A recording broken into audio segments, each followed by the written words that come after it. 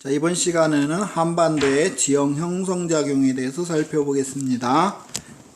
자, 첫 번째, 한반도의 지각변동.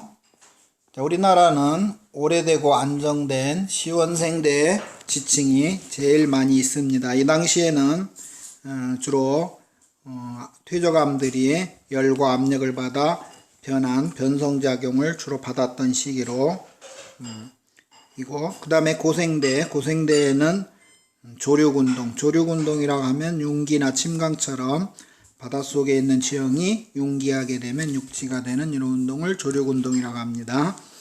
그래서 고생대에서는 고생대 지층이 초기에는 침강에서 바다에 좀 잠겼다가 나중에 융기에서 육지로 되는 조류군동이 있었습니다. 그 다음에 중생대에서는 우리나라에서 지각변동이 많이 일어났던 시기입니다. 주로 중생대 초기에 송림운동은 우리나라 지도를 보면 주로 북한 쪽에 이렇게 지질 구조선들이 지각이 금이 가면서 이렇게 북한에서 중국까지 이렇게 쭉 이어지는 지질 구조선이 만들어지는 시기가 송림운동이 되겠습니다. 그 다음에 대보조산운동은 이렇게 약간 송림운동보다는 약간 더 남쪽으로 치우쳐져서 중국의 본토 쪽을 쳐다본다 해서 중국 방향의 구조선이 만들어진 시기가 대보조산운동입니다. 남한의 대부분의 지역에서는 이 대보조산운동이 발생했기 때문에 중생대 여러 지각변동 중에서도 대보조산운동이 가장 중요하게 되겠습니다.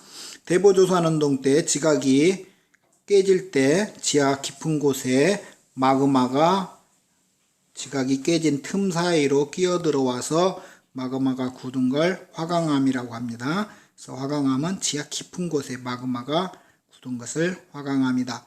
우리나라 암석의 30%를 차지하는데 이 화강암이 우리나라 암석의 30%나 차지하고 있습니다. 그 다음에 경상도 쪽에 약간의 지각변동이 일어나면서 불국사변동, 이쪽은 경상도 쪽을 중심으로 해서 약간의 지각변동이 있었습니다. 중생대 때는 이제 크게 송림운동하고 대보조산운동, 그 중에서도 대보조산운동이 주로 우리 남한과 많이 관계가 있고, 대보조산운동 때 지하에 화강암이 들어왔고, 그 다음에 이런 방향으로 지각이 배열이 되게 되겠죠. 그래서 지질구조선이 중국 방향으로, 이런 것들이 나중에 이쪽에 랴오뚱 방향의 산맥, 중국 방향의 산맥, 나중에 이 구조선들이 산맥의 방향에 영향을 미치게 됩니다. 그 다음에 신생대에 와가지고는 한반도가 동쪽에 치우친 융기운동이 일어나는데 이것을 경동성 요곡운동이다. 그냥 경동성이라고 하지 않고 경동지형이다. 이렇게도 얘기하고, 요곡운동은 땅이 이렇게 울퉁불퉁한 게 요곡이 되겠습니다. 그래서 동해바다 쪽에서 지각이 대륙 쪽으로 이렇게 동해가 확장되면서 밀어붙여서 우리나라가 구겨지면서 융기하게 되겠죠. 그러면서 이제 한반도에 이런 태백산맥이든 함경산맥이든 저게 마천령산맥, 낭림산맥, 소백산맥의 일부 한반도를 이렇게 둘로 나누어서 동쪽이 이렇게 융기가 많이 되고 서쪽은 융기가 조금 되고, 그래서 동쪽이 많이 올라오게 된 것을 경동성 요곡운동이다 이렇게 하면 되겠습니다. 그 밖에 이제 백두산이라든지 울릉도, 독도, 제주도, 마라도 중간에 조금씩 이렇게 마그마가 지각을 삐지고 나와서 화산활동이 일어나면서 전반적으로 한반도가 완성이 됐습니다. 그 다음에 기후변화와 지형의 발달, 여기서는 이제 빙하기가 아니냐에 따라서 빙하기가 오게 되면 이제 지구가 태양의 햇빛이 적게 들어오던 어떤 이유들로 인해서 지구의 기온이 떨어지게 되면 남극이나 북극을 중심으로 빙하가 성장해서 내려오게 되는데요. 그러면 빙하가 육지에 수천 미터씩 이렇게 쌓이게 되면 바닷물이 줄어들어서 해수면이 하강하게 되는 게 빙하기의 가장 큰 특징이 되겠습니다. 해수면이 내려가면은 이제 하천에 흐르는 물들은 이게 해수면이고 육지라고 하면은 이렇게 하천이 있으면 해수면은 육지가 침식당할 때는 해수면이 침식 기준면이다. 해수면을 침식 기준면이다. 이렇게 두면 땅들이 침식을 받을 때 해수면 아래로까지는 침식이 안 되고 해수면을 기준으로 해서 이렇게 평탄하게 침식되고 이렇게 여기까지만 침식이 되는데 해수면이 만약에 이렇게 내려간다면 육지는 이렇게 깎이고 하천도 이렇게 하방 침식해서 아래로 파 내려가고 이렇게 깎이고 해서 계속 침식작용이 활발하게 일어나는 게 해수면이 변하게 돼서 해수면이 내려가게 되면 이 침식 기준면이 내려가게 되면 침식작용이 활발하게 됩니다. 이게 빙하기 때 가장 큰 특색이 되겠고 빙하기는 지금보다 추우니까 한반도도 훨씬 추워지겠고 날씨가 추워져서 강수량도 적어지겠죠. 그래서 날씨는 한랭 건조하다 하고 날씨가 추워지게 되면서 산에 있는 나무들도 잘 못 자라겠죠. 식생이 빈약하다. 그 다음에 물리적 풍화가 활발하다. 물리적 풍화는 화학적 풍화와 대비가 되는데 물리적 풍화는 빙하기 때는 날씨가 추워지면서 비가 오게 되면 물들이 바위 틈 사이에 들어가서 밤이 되면 날씨가 추워지게 되면 얼음으로 변하게 되면서 얼음은 물보다 부피가 크기 때문에 바위들이 자꾸 떨어져 나옵니다. 그래서 빙하기 때는 이런 물리적 풍화, 기계적 풍화라고도 하죠. 물리적 풍화가 매우 활발할 때입니다. 그래서 식생은 빈약하고 풍화는 잘 되고 하류에서는 이렇게 바다가 낮아지면서 침식이 활발한 게 빙하기가 되겠습니다. 그 다음에 상류에서는 대체로 하류에 침식이 되면 상류는 반대로 이렇게 퇴적이 되게 되겠습니다. 상류에 이렇게 퇴적이 된 것은 물론 저 산 쪽에 가보면 산 쪽에서는 빙하기 때 식생도 빈약하고 바위가 얼었다 녹았다 하면서 풍화가 훨씬 더 잘 되죠. 풍화가 잘 돼갖고 그 풍화된 물질들이 계곡 쪽으로 와가지고 하천 쪽으로 유입이 되는데요. 그러면 이제 계곡 입구 쪽에 와가지고 강수량은 적고 풍화량은 많으니까 하천들이 퇴적물을 싣고 가지 못하고 이렇게 계곡 입구에 선상지 모양으로 많이 퇴적을 하게 되죠. 그래서 우리가 세계지리에서 건조지형에서 이렇게 건조지형은 일교차가 커서 암석들이 풍화가 잘 되고 건조지형은 또 비가 적기 때문에 산 밑에 이렇게 선상지가 잘 발달되는데 빙하기 때도 우리나라나 이런 지역에 선상지가 매우 잘 발달하게 됩니다. 선상지는 퇴적지형이죠. 모래나 자갈 같은 게 계곡의 입구에 많이 쌓인 게 선상지다. 그래서 빙하기 때 하류에서는 침식이 활발해지고 상류에서는 퇴적이 활발해지고 빙하기 때는 해수면이 많이 내려감으로 인해서 다시 그려보면요.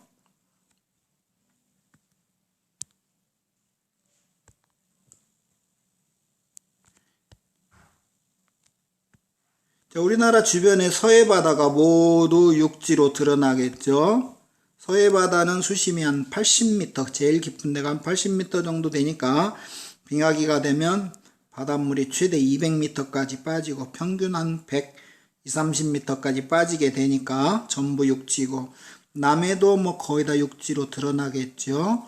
해안선이 이렇게 제주도 먼 바다까지 해안선이 후퇴하게 되겠죠. 그러면 제주도까지도 걸어서 제주도도 갈 수 있겠죠.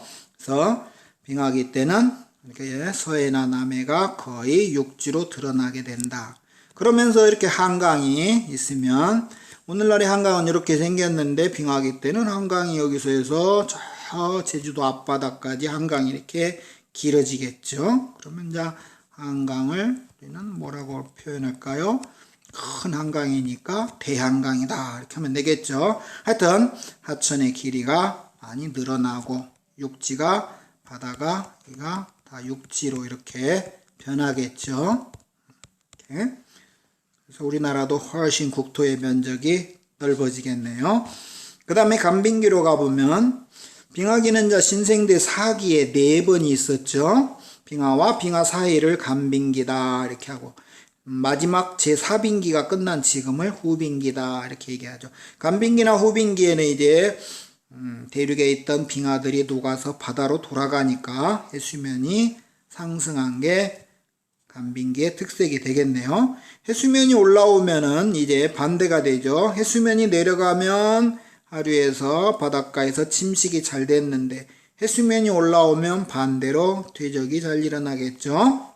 그래서 해수면이 내려가면 침식이 잘 되고 해수면이 올라오면 퇴적이 잘 되고 그래서 오늘날 이제 우리가 한강이라든지 금강이라든지 낙동강이라든지 이런 주변에 여름에 비가 많이 오면 홍수가 일어나서 하류 쪽에 퇴적 지형들이 이렇게 발달되죠. 그 다음에 상류는 하류하고 항상 반대가 되겠네요.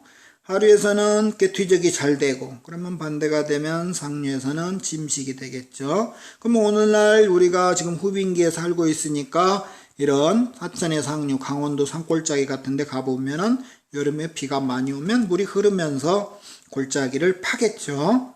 아직도 계속 침식이 진행 중이겠죠. 이렇게 그래서 깊은 협곡을 파 들어가겠죠. 그 다음에 해수면이 올라오게 되면 다시 우리나라 서해 바다나 남해 바다 쪽이 전부 바닷물로 들어차겠죠. 그러면 지대가 육지는 차별 침식을 받기 때문에 높고 낮고 이렇게 되죠. 그러다 보니까 바다에 잠긴 데하고 안 잠긴 데하고 매우 복잡하게 만들어지죠. 그래서 이렇게 복잡한 해안선 바다가 해수면이 올라와서 침수돼 가지고 복잡해진 걸 니아스식 해안이다. 복잡한 해안이다. 이렇게 보면 되겠습니다. 그 다음에 다도해는 섬이 많은 바다다 그런 뜻인데 우리나라는 3천여 개의 섬이 있죠. 이 섬들은 빙하기 때들은 되게 산이었었겠죠. 산들이 바닷물이 들어와서 산 밑에까지 다 차니까 섬이 됐겠죠. 그 다음에 동해에서도 해수면이 올라오면 잠기는데 동해는 이렇게 생겼기 때문에 해수면이 좀 올라오더라도 산 꼭대기까지 잠기는 게 아니라 산 밑에까지만 이렇게 잠기게 되죠. 그래서 동해에서는 산과 산 사이가 있으면 해수면이 올라와서 이렇게 잠기게 되면 이렇게 계곡 쪽에만 일부가 바다에 침수가 되죠. 그러면 옆으로 그려보면 이렇게 계곡 쪽이 바다에 잠기고 계곡 쪽이 바다에 잠기고 여기에 이제 모래 같은 것들이 이렇게 자라서 맞게 되면 석호가 되겠죠. 그래서 이런 석호도 후빙기의 해수면이 상승해서 바닷물이 계곡을 채운 다음에 앞에 사주가 이렇게 막아서 석호가 되죠. 하여튼 우리가 지금 살고 있는 현재 해안선에 나타난 지형들은 우리가 후빙기에 살고 있으니까 후빙기에는 빙하가 녹아서 해수면이 올라와서 현재 우리가 살고 있는 해안가의 지형들은 대체로 이렇게 후빙기 해수면 상승으로 만들어진 지형들이죠.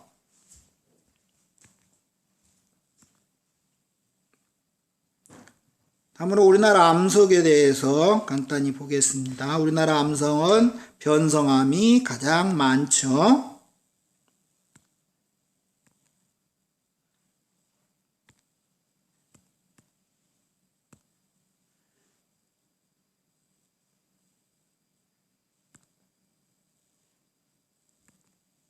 자, 변성암이 우리나라 암석의 42.6%, 시생대하고 원생대는 그냥 우리가 합쳐서 시원생대. 시원생대에서는 아주 오래된 거, 5억 년 이상의 우리나라 대부분, 우리나라에서 가장 많은 땅을 차지하는 부분이죠. 열이나 압력을 받아서 변한 암석들, 우리가 편마암이라고도 부르죠. 그 다음에 화성암으로 가면 화성암은 마그마가 굳어서 만들어진 암석을 화성암이다. 이 마그마가 중생대 때 우리가 지각변동에 대해서 배웠죠. 중생대 때 속림운동이나 대보 조산운동과 같은 이런 지각변동이 일어나면서 지각이 깨지게 되죠. 그 사이에 지하에 마그마가 관입돼서 지각이 깨진 사이에 지각이 금이 가면 그 사이에 마그마가 이렇게 끼어들어와 가지고 굳은 것을 화강암이다 이렇게 얘기하죠. 그래서 지하 깊은 곳에 마그마가 굳은 게 화강암이 되겠죠. 그래서 중생대치는 주로 화강암이 되겠습니다. 그 다음에 신생대의 화성암은 무엇을 의미하냐면 신생대의 3기에서 4기 사이에 화산활동이 일어났죠. 제주도도 만들어지고 울릉도도 만들어지고 백두산도 만들어지고 화산활동은 마그마가 지표까지 분출하는 걸 화산활동이라고 하죠. 그래서 화산활동에 의해서 마그마가 지표까지 나와서 굳은 걸 화산암이라고 그러죠. 그래서 여기는 화산활동에 의해서 만들어진 화산암, 그 다음에 마그마가 중생대 지각변동 때 지각이 깨진 사이에서 만들어진 화강암을 화성암이라고 하겠습니다. 그러면 우리나라는 변성암이 제일 많고 두 번째가 화강암이 30%로 두 번째로 많죠. 화산작용은 그렇게 우리나라에 많지는 않기 때문에 암석의 많은 부분을 차지하지는 않고요. 그 다음에 퇴적암은 이제 고생대 때는 우리나라가 평남지향사와 옥천지향사 요 두 개가 고생대에 바다 밑에 퇴적됐다가 고생대 후기에는 용기에서 호수라든지 습지라든지 이렇게 지대가 낮은데 이렇게 또 퇴적이 됐겠죠. 그래서 고생대층은 주변의 시원생대층보다 지대가 낮아서 이렇게 퇴적이 많이 이루어졌고, 그 다음에 중생대 퇴적층이 퇴적암 중에서 제일 많은데 주로 경상도 지역이 되겠죠. 이렇게 경상도 지역은 중생대의 거대한 호수 밑에 이렇게 퇴적된 지층을 얘기하겠고, 신생대는 신생대 우리가 3기에 두만지계, 길주명, 천지계 조금밖에 안 되죠. 신생대 퇴적층은 이렇게 구성이 되어 있습니다. 하여튼 우리나라는 이렇게 시원생대 땅 변성암이 가장 많고, 중생대 때 지각변동 때 마그마가 끼어들어온 게 화강암이고, 고생대나 중생대의 퇴적암으로 대체로 이렇게 이루어져 있습니다. 그 다음에 우리나라 산지 지형으로 가보면 우리나라 산들은 어떻게 생겼는가 살펴보면, 한반도는 중생대의 지각변동을 받아가지고 약간의 산지가 만들어지기는 했겠지만 그 이후에 시간이 오래되면서 침식을 받아서 한반도가 평탄하게 이렇게 만들어집니다. 그 다음에 신생대 3기에 들어오면서 우리나라가 신생대 3기에 경동성 요곡운동, 즉 동쪽이 융기하게 되면서 우리나라가 동쪽이 융기하게 되면서 태백산맥이라든지 함경산맥이나 마천령산맥, 낭림산맥, 소백산맥 같은 것들이 한반도를 둘로 나누어 볼 때 동쪽에 있는 것들, 동쪽이 많이 융기했으니까 올라와서 산맥들이 만들어지겠죠. 이 중에서 이제 우리가 한국 방향이라고 하면은, 한국 방향은 한국이 이렇게 남북으로 길게 놓여져 있기 때문에 남북 방향을 한국 방향이라고 합니다. 그래서 한국 방향, 태백산맥, 낭림산맥, 마천령산맥이 한국 방향이고, 이런 것들도 1차 산맥이기는 하지만 함경산맥은 이렇게 누워있기 때문에 이쪽에 있는 이렇게 랴오뚱 방향의 산맥하고 방향이 같게 되죠. 그래서 랴오뚱 방향이다. 이쪽에 이제 차령산맥이라든지 노령산맥이라든지 이런 친구들은, 소백산맥은 이 친구들하고 같아서 우리가 이 친구들을 중국 방향이다 이렇게 해요. 그래서 함경산맥은 1차 산맥이지만 방향이 랴오뚱 방향이고, 소백산맥은 중국 방향이다 이렇게 해두면 되겠네요. 자, 이렇게 동쪽은 융기가 많이 됐기 때문에 산이 높겠죠. 해발고도가. 그 다음에 산들이 쭉 연속적으로 이어져 있어요. 연속적으로 이어져 있기 때문에 이제 태백산맥이 이렇게 있으면 영동과 영서를 넘어 다닐 때 우리가 대관령으로 이렇게 넘어 다녔는데 높은 산을 넘어가야 되니까 교통이 좀 불편하고, 영동과 영서는 같은 강원도지만 또 문화도 많이 다르게 되겠고, 또 소백산맥이 이렇게 막고 있으면 전라도와 경상도도 문화가 좀 다르겠죠. 이렇게 산들이 쭉 연속적으로 이어져 있으면 뭔가 교통적으로 아니면 사람들이 교류하는 데 차단이 되어 있어 갖고 좀 말썽이 되기도 하죠. 그 다음에 2차 산맥. 2차 산맥은 1차 산맥이 만들어지고 난 다음에 만들어졌겠죠. 1차 산맥 이후에 만들어진 것들. 2차 산맥이 만들어진 이유는 차별침식. 차별침식이라고 하면 이제 우리나라는 1차 산맥은 동쪽이 융기에서 만들어졌으니까 동쪽이 높고 서쪽이 낮으니까 이제 비가 오게 되면 동에서 서쪽으로 이렇게 물이 흐르겠죠. 그러면서 침식을 하는데 침식도 어떻게 한다고요? 차별침식. 차별침식이라는 얘기는 풍화에 약하면 침식이 많이 되고 풍화에 강하면 침식이 덜 되고, 그러니까 중생대 때 무슨 일이 생겼냐면 이렇게 야오뚱 방향이나 중국 방향으로 구조선이 만들어야 되고, 이 구조선은 그냥 쫙쫙 금이 같다고 보면 되겠습니다.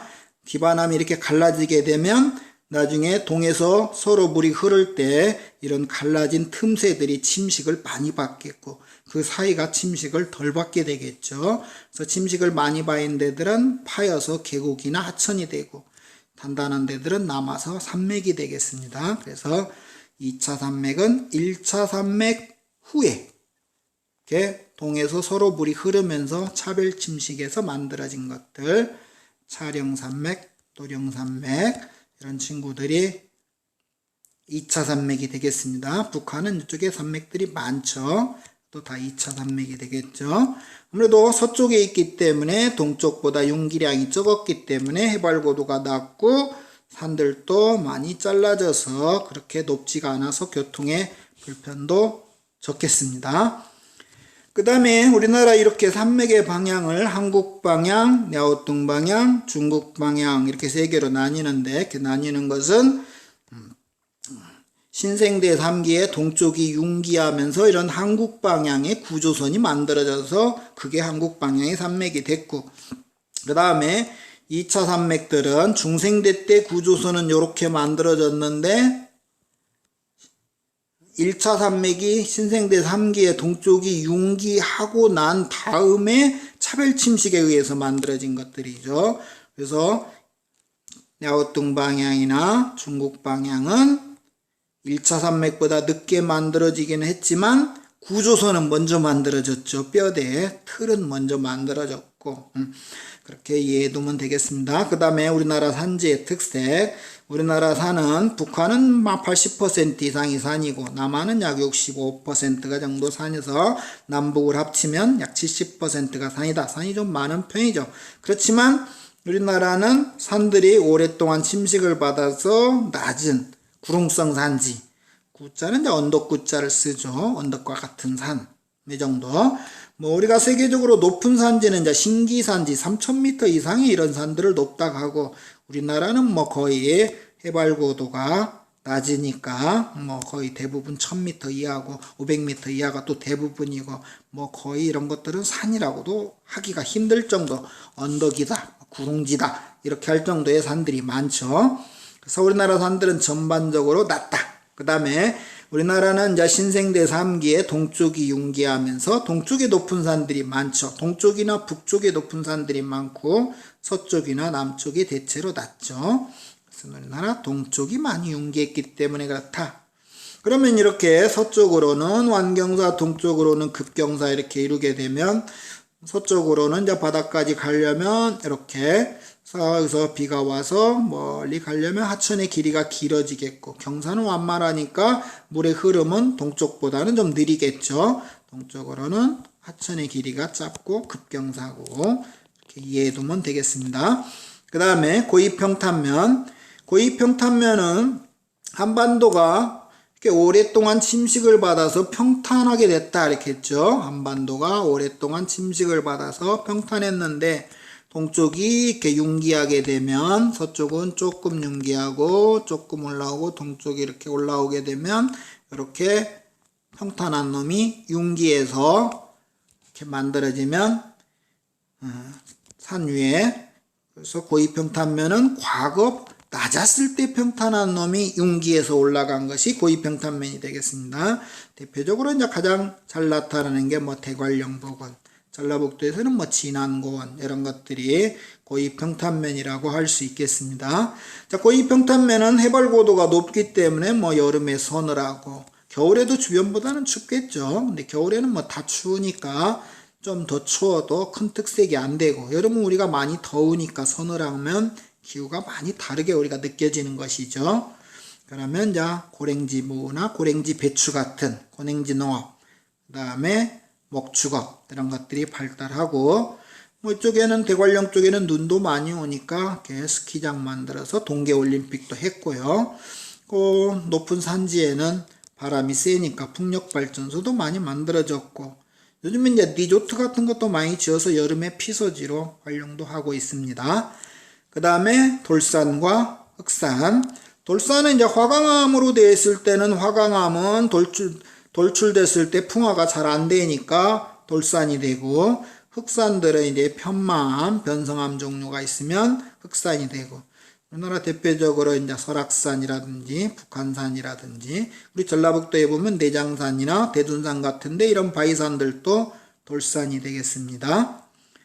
그 다음에 우리나라 산지 지형에 이용해 보면은, 과거에는 이제 농업은 주로 이제 밭농사를 의미하겠고, 임업은 산에서 뭐 숯을 군다든지 버섯을 딴다든지 고사리를 캔다든지 목재를 한다면 다 임업이 되겠고요. 그 다음에 지하자원을 캐는 건 광업, 이렇게 했었다가 요즘 애들은 이제 교통이 발달되고 우리가 여가를 즐기면서 관광이나 레저 산업을 주로 하는 곳이 산지 지형이다, 이렇게 두면 되겠습니다.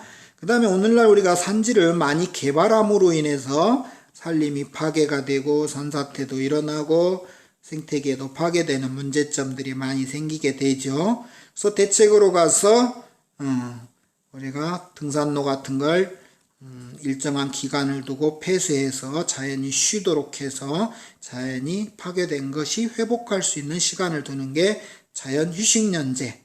그 다음에 우리가 산을 잘라서 도로를 놓게 되면 동물들이 이동을 못하게 되니까 이렇게 생태 통로를 도로 위로 만들어 줘서 생태계를 보호할 수 있도록 요즘에 노력을 많이 하고 있습니다. 우리나라 융기하는 작용을 간단하게 나타내고 있죠. 한반도는 오랫동안 침식을 받아서 뭐 거의 평탄하게 이렇게 만들어지죠. 거의 한반도가 신생대 3기에까지 오면서 오랫동안 침식을 받아서 거의 평탄하다, 거의 평원에 준한다, 준평원이다, 거의 평야다, 뭐 그런 뜻이죠. 그러다가 신생대 3기에 와가지고 우리나라가 동쪽이 융기를 많이 하게 되고 서쪽은 융기량이 적게 되죠. 그러면서 동고 서저의 지형이 만들어지죠. 동쪽이 높고 서쪽이 낮은. 그 다음에 고위평탄면은 여기에 평탄한 면이 여기에 평탄한 면으로 올라간 것이죠. 산 위에서 평탄화 작용은 안 되고 낮았을 때 평탄한 놈이 융기에서 평탄하게 만들어진 게 고위평탄면입니다. 지형도로 시험에 나오는 항상 지형도로 보면은 해발 고도가 이렇게 1000m가 넘는 지역에 등고선의 간격이 넓으면 완경사다, 평탄하다. 등고선의 간격이 좁으면 급경사다. 그래서 높고 평탄하니까 고위평탄면이다, 이렇게 이해해두면 되겠습니다. 이건 이제 저 북한산에 있는 인수봉인데요. 뭐 전형적인 돌산이 되겠죠.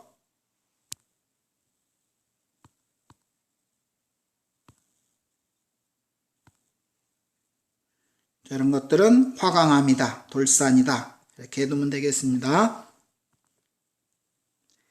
여기는 이제 우리나라 지질구조선, 우리가 중생대에 지각변동이 우리나라에 많이 일어났다고 그랬죠. 중생대 때는 첫째로 이 송림운동 때 이렇게 랴오뚱 방향으로 많이 지각이 깨지고, 그 다음에 대보조산운동 때 이렇게 중국 방향으로 지각이 깨지고, 불국사운동 때 조금 여기에 깨지고, 남한에서는 주로 이렇게 대보조산운동 때 지각이 많이 깨지고 커다랗게 지각변동이 많이 일어났고 이때 지하에 화강암이 끼어들었다는 꼭 알아둬야 되겠죠. 그것을 대보조산운동이다. 이렇게 두면 되겠습니다. 그 다음에 신생대에 와가지고는 이제 동쪽이 융기하면서 이런 한국 방향의 산맥이 만들어지고 함경산맥은 한국 방향은 아니고 랴오뚱 방향이지만 함경산맥도 만들어지고 소백산맥은 안 들여줬지만 저는 들여주고 싶죠. 소백산맥도 대체로 융기 때문에 만들어진 것 같죠. 이렇게는 동쪽에 치우쳐져 있는 요 산맥들은 동쪽이 융기하면서 만들어졌죠. 그 중에서 우리가 한국 방향이라고 하면은 세 개만 태백산맥, 낭림산맥, 마천령산맥만 한국 방향이다 이렇게 하면 되겠습니다. 그 다음에 우리나라 현재 산맥들이 되겠죠. 이것은 신생대 때 한국 방향의 구조선 때문에 만들어졌죠. 이것은 한국 방향은 아니지만 동쪽이 융기하면서 같은 원인으로 만들어졌고 북한에 있는 것들은 중생대의 송림운동 때 이러한 지질 구조선이 생겼다 그랬죠. 근데 정작 만들어진 것은 1차 산맥들이 만들어지고 난 다음에 했으니까 2차 산맥이죠. 이것은 이제 중생대 때 대보 조산운동 때 이렇게 지각이 배열된다고 그랬죠. 그거하고 관계가 있죠. 그렇지만 얘도 2차 산맥이죠. 2차 산맥은 1차 산맥보다도 나중에 만들어진 것이죠. 1차 산맥이 만들어지고 물이 동해서 서로 흐르면서 차별 침식에 의해서 2차 산맥이 만들어진다 이렇게 했습니다. 이번 시간에는 여기까지 하겠습니다. 감사합니다.